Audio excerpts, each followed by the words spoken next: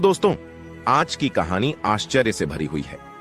यह एक ऐसी एरोप्लेन की कहानी है जो 35 सालों तक हवा में रही और जब उसने लैंड किया तो उसे देख लोगों के होश उड़ गए।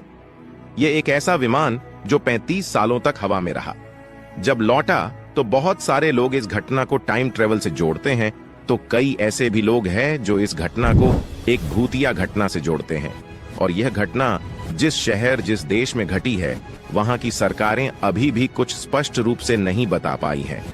हम बात कर रहे हैं ब्राजील के एरोप्लेन सेंटियागो फ्लाइट नंबर 513 की। यह एरोप्लेन 4 सितंबर 1954 को वेस्ट जर्मनी के आकिन इंटरनेशनल एयरपोर्ट से अपने निर्धारित समय पर 88 यात्री और 4 क्रू मेंबर को लेकर अपने देश ब्राजील के पोर्टो एलेग्रे इंटरनेशनल एयरपोर्ट आ रही थी। फ्लाइट के कप्तान मिगवेल विक्टर क्यूरी को नहीं मालूम था कि उनके साथ अगले कुछ घंटों बाद क्या होगा, और वह इस चीज से बिल्कुल बेखबर थे। वेस्ट जर्मनी से ब्राजील की कुल हवाई दूरी 18 घंटों की थी, मगर उड़ने के कुछ ही घंटों बाद सेंटियागो फ्लाइट नंबर 513 एटीसी के रडार से अचानक गायब हो गया। यह देख एटीसी में काम कर रहे अधिकारी और कर्मचारियों को पहले तो आश्चर्य हुआ। जब कुछ मिनटों बाद भी एरोप्लेन रडार पर नजर नहीं आई तो यह देख उनके होश उड़ गए और उन्हें कुछ समझ नहीं आ रहा था कि प्लेन अचानक कहां चली गई। और वह एरोप्लेन से लगातार संपर्क साधने की कोशिश करने लगे, मगर सेंटियागो फ्लाइट नंबर 513 की ओर से कोई जवाब नहीं मिल रहा था। यह देख तत्कालीन एटीसी की सभा बुलाई गई, जिसमें ब्राजील और जर्मनी के कुछ उच्च अधिकारी शामिल थे, और सेंटियागो फ्लाइट की अचानक गायब हो जाने के कारणों पर विचार विमर्श होने लगी। मगर किसी को कोई रास्ता नहीं समझ आ रहा था। इसलिए एटीसी ने एक खोजकर्ताओं की टीम बनाई और उन्हें अटलांटिक महासागर के लिए रवाना कर दिया, क्योंकि जब प्लेन का कनेक्शन एटीसी के रडार से टूटा था तब वह प्लेन अटलांटिक महासागर के ऊपर उड़ रही थी। एटीसी को लगा सेंटियागो फ्लाइट नंबर 513 किसी घटना का शिकार हो चुकी है, मगर जब खोजकर्ताओं की टीम अटलांटिक महासागर पहुंची तब उन्हें वहां कोई भी क्षतिग्रस्त एरोप्लेन का मलबा नहीं मिला।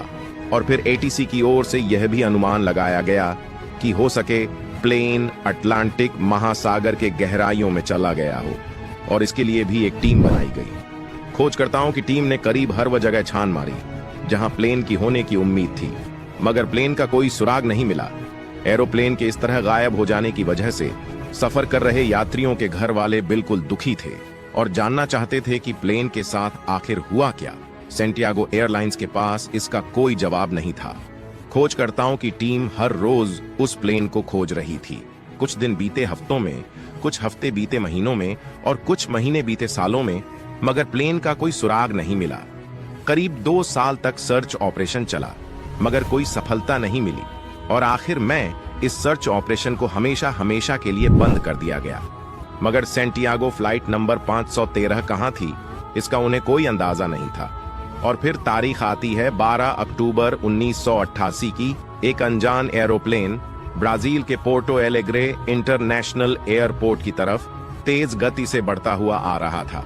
एटीसी में काम कर रहे कर्मचारियों को रडार पर जैसे ही अनजान प्लेन की सूचना मिलती है, यह देख वह चौकन्ना हो जाते हैं और वह अनजान प्लेन से संपर्क साधने की कोशिश करते हैं, मगर प्लेन की तरफ से कोई जवाब नहीं आता और वह तेज गति से लगातार एयरपोर्ट के रनवे की तरफ बढ़ रहा था। लगातार प्लेन से संपर्क साधने की कोशिश जब नाकाम हो जाती है, तब आनन फानन में रनवे को खाली कराया जाता है और कुछ ही मिनटों बाद एक अनजान प्लेन ब्राजील के एयरपोर्ट पर लैंड कर जाती है। एटीसी के अधिकारी और कर्मचारी तुरंत अपने ऑफिस से निकलकर रनवे की ओर भागे। जब वहां पर पहुंचकर उन्होंने प्लेन को देखा, उनके पैरों तले जमीन खिसक गई, क्योंकि जो प्लेन थी वह सेंटियागो एयरलाइंस कंपनी की थी और यह कंपनी 1956 को ही बंद हो चुकी थी। ठीक सेंटियागो फ्लाइट नंबर 513 के गायब होने के 35 साल बाद ही अधिकारी और कर्मचारी जो प्लेन अभी देख रहे थे, वह प्लेन बिल्कुल नई लग रही थी। उन्हें कुछ समझ नहीं आ रहा था। अधिकारियों ने कुछ कर्मचारियों को प्लेन के अंदर जाकर देखने को कहा। जैसे ही वे लोग अंदर गए, उनके मुंह से चीख निकल गई। प्लेन पूरी कंकाल से भरी हुई थी। जब उन्होंने कॉकपिट का दरवाजा खोला तो उन्होंने देखा फ्लाइट के कप्तान मिगवेल विक्टर क्यूरी के हाथों में प्लेन का कंट्रोल्स था। और वह भी मर चुके थे और उनका शरीर भी कंकाल बन चुका था। सभी अधिकारी यह सब देख डर से प्लेन से बाहर आ जाते हैं और फिर से प्लेन वापस हवा में उड़ जाता है। अब इस कहानी में कितनी सच्चाई है, चलिए यह भी जान लेते हैं। आपको बता दें कि जर्मनी के अखबार में छपी ये खबर सरासर गलत है। ये फर्जी खबर इरविन फिशर नाम के रिपोर्टर ने छापी थी। इस फर्जी खबर की बिना जांच किए उस दौर में दुनिया के कई अखबारों ने छापा, जिसने लोगों के बीच डिबेट को जन्म दे दिया। कुछ लोग इस विमान को भुताहा कहने लगे तो कुछ ने कहा कि ये टाइम ट्रैवल के जरिए संभव है। टाइम ट्रैवल को मानने वालों ने ये तक कह दिया कि विमान समय के भंवर में फंस गया था, जबकि सच तो ये है कि ऐसा कोई विमान ही नहीं था। अगर आपको यह जानकारी पसंद आई हो या कुछ नया सीखने को मिला हो तो प्लीज इसे दूसरे सोशल मीडिया नेटवर्क पर शेयर जरूर करें।